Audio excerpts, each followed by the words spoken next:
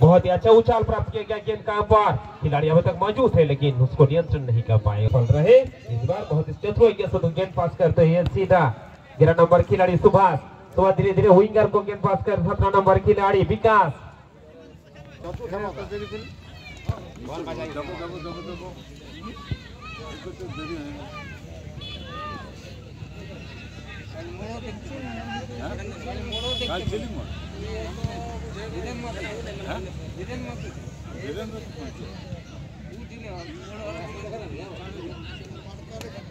অনুদান দিয়ে কিন্তু সহযোগিতা করলেন। জোরে একটা হাত তালি হয়ে যাক সঞ্জয় বাবুর জন্য।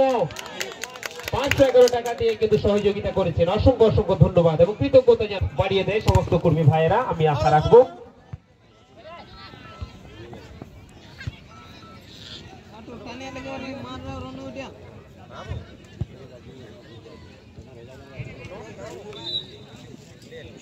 মাঝমাঠ বরাবর সচিন থেকে শ্রীবাস দলের অধিনায়ক। শ্রীবাস কিন্তু আলতো করে ঠেলে দেবেন সেখানে Rakesh winger right winger Rakesh কিন্তু এখানে মিস করলেন। আলতো করে ছোট ছোট পাসের মাধ্যমে নিয়ে আসার চেষ্টা পুরোপুরি ব্যর্থ এখানে কিন্তু শ্রীবাস কিন্তু ডাক্তারের কাছে ধরা পড়ে গেলেন। ডাক্তার মাধব সোজা বল চলে আসে বিরোধী দলের খেলোয়াড় ডিফেন্ডার প্রাইভেট। ডিফেন্ডার অনেকটা সজোরে আঘাত নিয়ে আসেন সোজা ছিল অরিন্দম। সামনে কিন্তু ডিফেন্ডার কোনো না ছোট বান্ধব সেখানে ছাড়তে চাইছেন জায়গা দিতে রাজি নয়।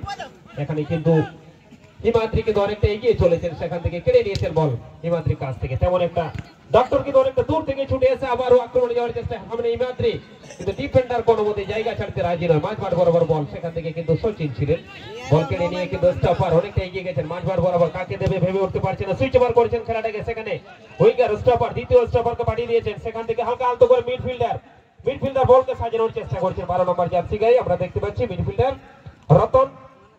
রতনে ঠিক মতো যতন করে কিন্তু বলটা পাস করতে পারলেন। বল সোজা চলে যায় 6 নম্বর জার্সি গায়ে। অনেকটা দূর দূরান্ত থেকে রাইট উইঙ্গার থেকে বল নিয়ে ভেতরে নিয়ে আসার শ্রীবাস দল অধিনায়ক।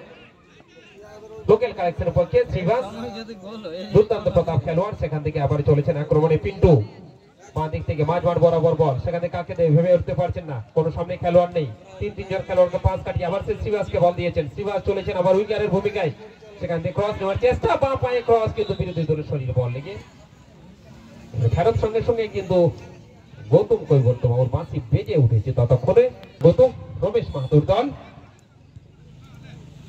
সোজা রাকেশকে বল দিয়েছেন কিন্তু কোনো লাভ হলো না। সোজা বল চলে আসছে ডিফেন্ডার ডাক্তারের কাছে বল। ডাক্তার কিন্তু ঠিক মতো চিকিৎসা করে দিয়েছেন। বল পাঠিয়ে দিয়েছেন সোজা রাকেশের কাছে। রাকেশ সেখান থেকে বল দখলে লড়াই সচিন ব্যাক পাস করেছেন সুইচ ওভার করেছেন খেলাটাকে 12 নম্বর জার্সি থেকে বল চলে আসে অনিমেষ কিন্তু একটা লম্বা শট নেওয়ার চেষ্টা সেই লেভেলের কিন্তু খেলেন ব্যাক পাস করেছেন সঙ্গে সঙ্গে শ্রীবাস থেকে সচিন কিন্তু অনেকটা পিছনে চলে এসেছে রক্ষণাত্মক ভঙ্গিতে আলতো করে ঠেলে দিয়েছেন। আবার সেখানে পিন্টু অনেকটা পিছনে অবস্থান করেছিলেন। পিন্টু ছোট ছোট পায়ে চলেছেন এগিয়ে।